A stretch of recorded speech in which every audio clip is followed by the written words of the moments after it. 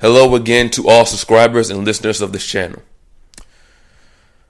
Long time in the series, long big gap in the series, but we're going to try to get back into it a little more regular. But let's go ahead. This is Why Evolution is Bullshit, Part 2, The Multiple Reasons, number 19 through 22. I said before and I'll say it again. Evolution is the hypothesis posing as a theory that people believe is a fact.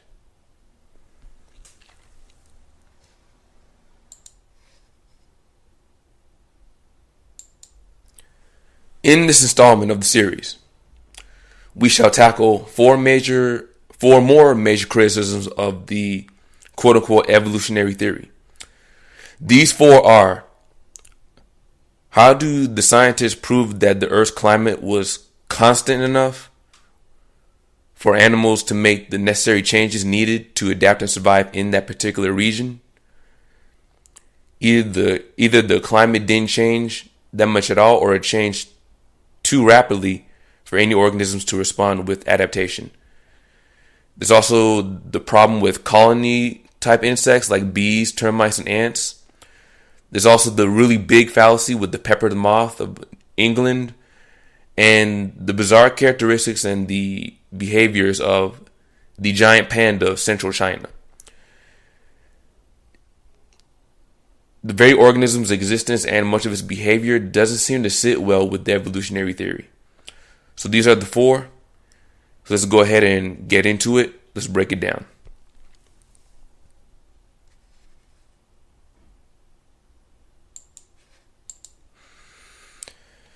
Okay, part 2, number 19. According to the data, the Earth's climate doesn't stay constant for long enough for an animal to adapt, let alone evolve into a separate species. Let me explain. A region of the planet could experience major climatic shifts within a few centuries.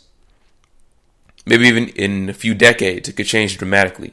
Yet we're led to believe that certain species evolved to adapt to that region's climate over the course of thousands or even millions of years. This is wrong, and here's why, or at least it can be proven to be right. Here's why. 19a. When scientists study tree rings, what they find are some steady cycles throughout most of the tree's life, but also discover major drops or increases in carbon, oxygen, etc. in the tree's environment, showing that elements like rain, temperature, sunlight, gases in the Earth's atmosphere can change dramatically in short time periods. Time periods as short as centuries or even decades. Why is this a problem? Well, here's the problem. Because according to the evolution of species adapt slowly over time to the same climate, the same weather, environment, etc.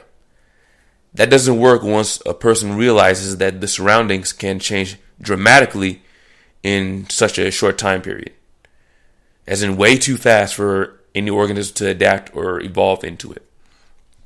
19b. Ice core samples present the same problem.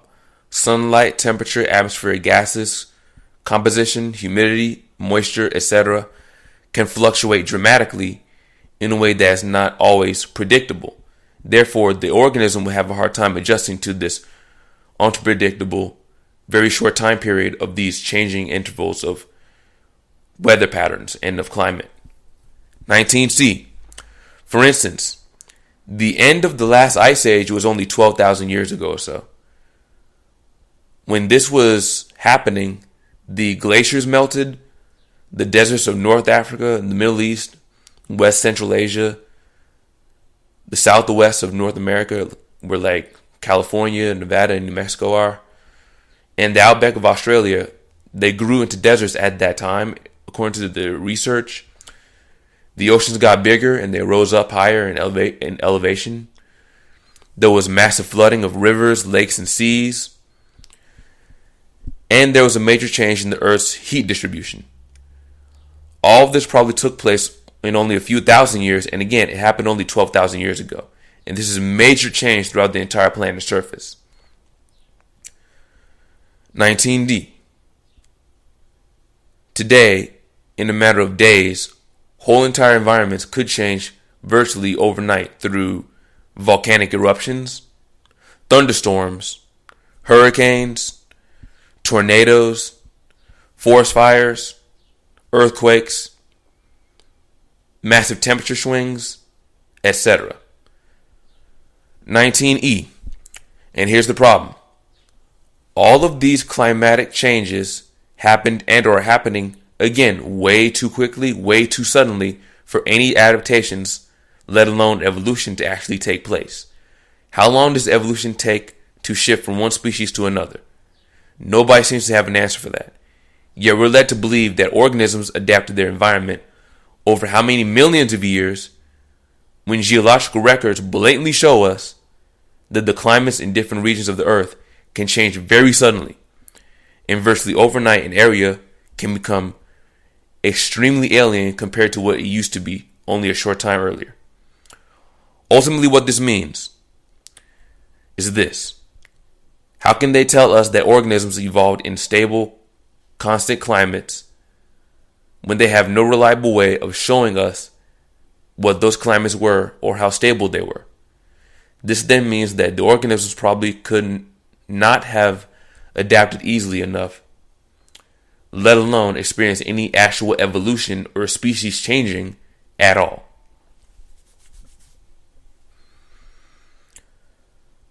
Number 20. The colony insect adaptation fallacy. And I'm surprised a lot more people haven't pointed this out. But here's another problem with the evolution theory or hypothesis, what I like to call it. Now, I can't find this video. I've been looking for it. I'm not sure if I found it, but years ago I saw this video entitled "Evolution in Real Time" or something to that effect.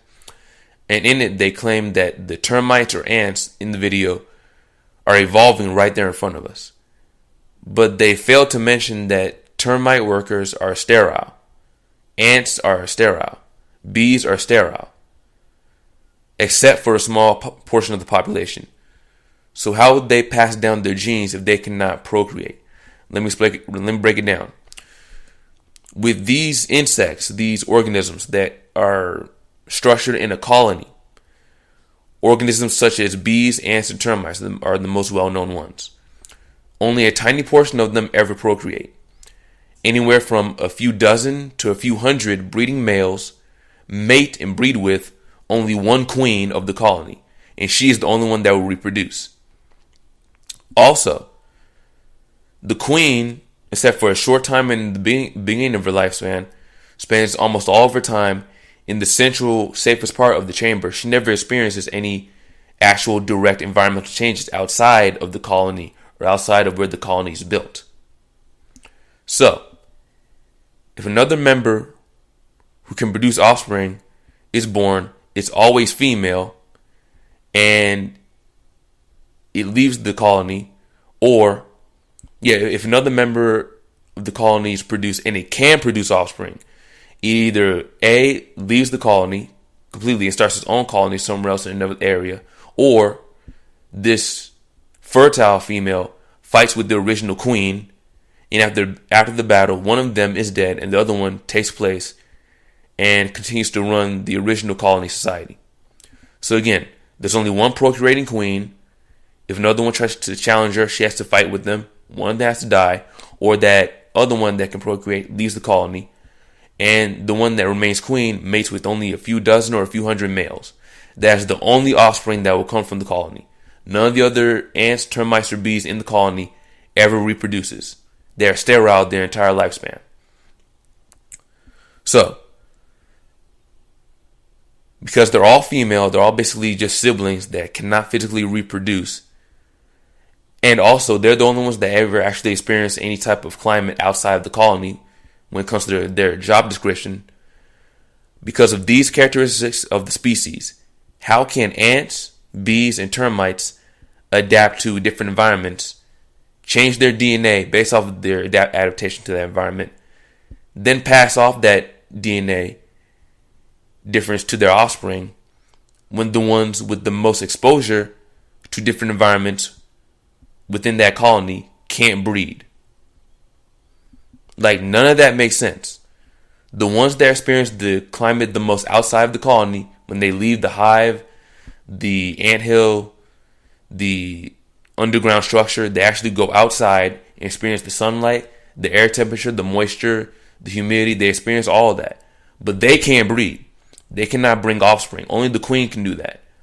So somebody needs to explain how the entire colony can somehow evolve when the queen is the only one that lays eggs and produces offspring. None of that makes sense. So these colony type organisms operate more like a complex robotic computer programmed system. They act more like that, more so than anything that would have evolved. Because here, evolution just doesn't seem like it would work the way we're told when it comes to adaptation, gene alteration, DNA alteration, and then passing off these traits to the next generation. How would these colony type insects do that? They don't seem to explain that.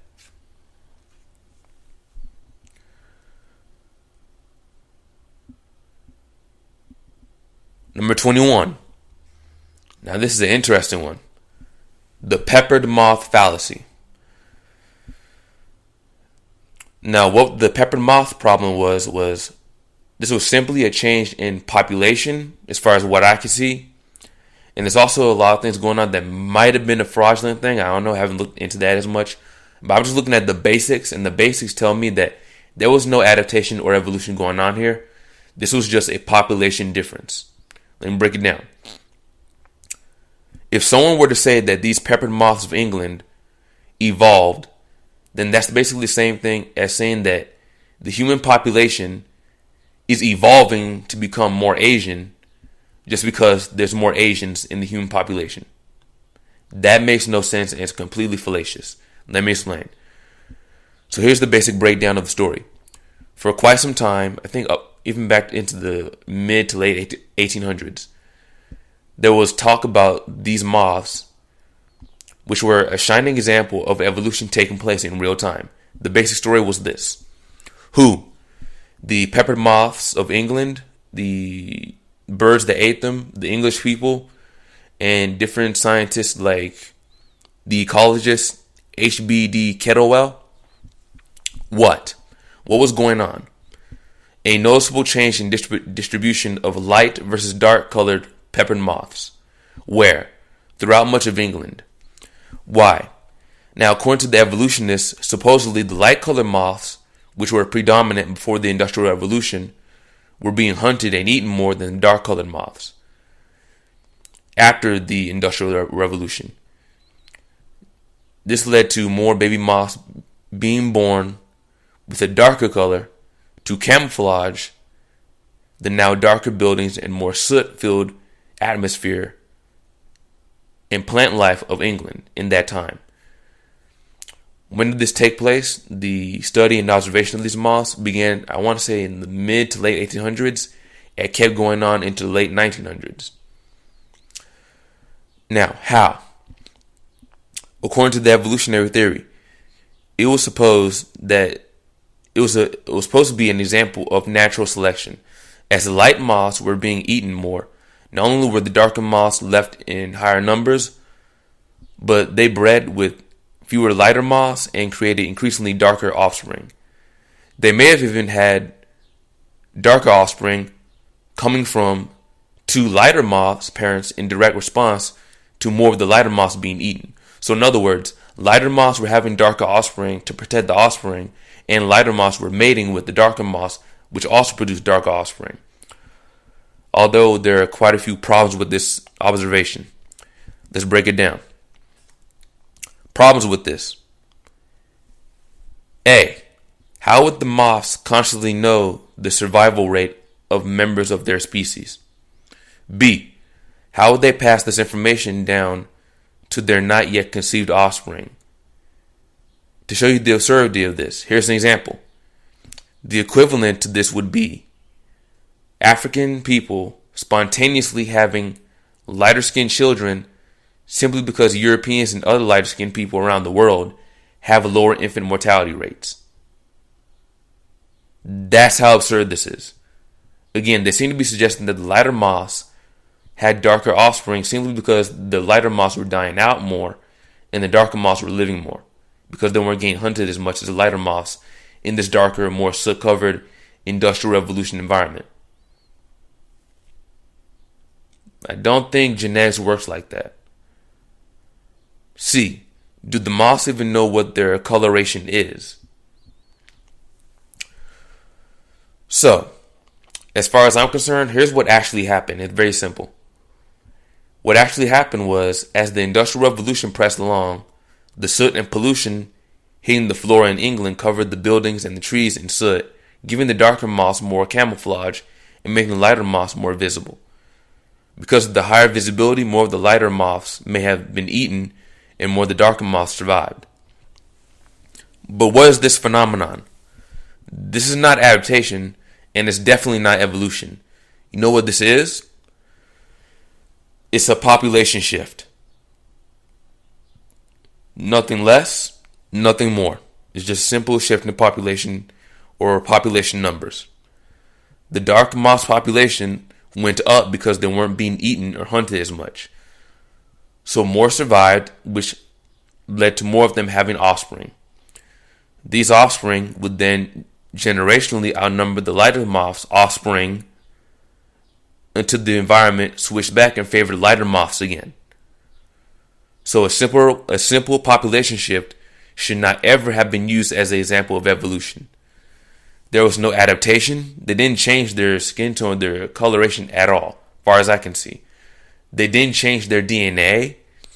There was no physical changes, as far as I can see. They never actually changed their coloration generation after generation. It was just simply a population shift, a generational population shift. The only change was population. That's it. The peppered moth nonsense would be the equivalent of someone saying, again, because Asians are so numerous, every non-Asian person on the planet eventually takes on more Asian characteristics in direct response to Asians being so high in population. Let me say that again. Because Asians are so numerous, every non-Asian person on the planet eventually should take on more Asiatic characteristics in direct response to Asians being so high in population. Or another example would be more non-African children will be born with more African features because of the high fertility rate in Africa. Again, genetics doesn't work like that. Both of these statements are absurd, but their similar statements can be made with the peppered moth fallacy. That's how absurd it is. It makes no sense whatsoever. And it's odd that it was able to be pushed for up to a century, despite all these huge flaws in the actual idea. Very interesting.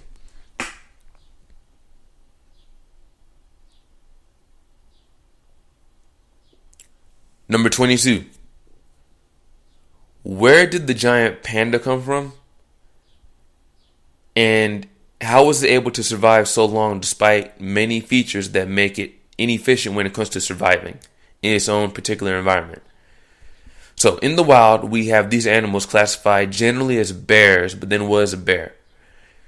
Bears are the large furry carnivores and sometimes omnivores that live solitary lifestyles out in the forest, grassy plain areas, or on glaciers. They usually eat fish, seals, moose, deer, berries, honey, tree sap, or small vertebrate animals. Yet, the giant panda of China has a body structure similar enough to other bear-like animals, but there are very strange things about this animal. Its fur coloration doesn't really make sense.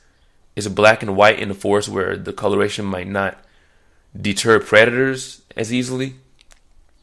B, it eats almost completely bamboo its entire life. Eats very little vertebrate and meaty foods. And when it has eaten, it has been observed eating meat and or hunting very seldomly. C, it apparently has a hard time conceiving and or raising its offspring, even with the help of human environmental efforts. They have very short annual fertility windows. Many male pandas don't express sexual desire at all, and more than half of all newborn pandas die very soon after they're born. D, Pandas are endangered species that oddly enough don't seem to express the same desire for survival seen in other mammal species. And I will link to more about the pandas in the description box, so check that out. 22E. Pandas don't appear to hibernate or do any extra complex behaviors to aid in survival of themselves or their offspring, like what is witnessed with other bear-like animals. So the question is, if animals evolve and animals adapt to survive and continue their species, why does the panda seem so ill adapted to survive, procreate, and care for their offspring? And what did the panda evolve from before it got to central China, where there are so few other bear-type species?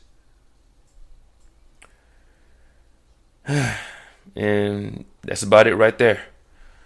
These are just a couple more arguments to be made against the evolutionary theory. So that's all for now. Until the next part of the series, please like, subscribe, share, and donate to support this channel. You have a nice day. I'm out. Peace.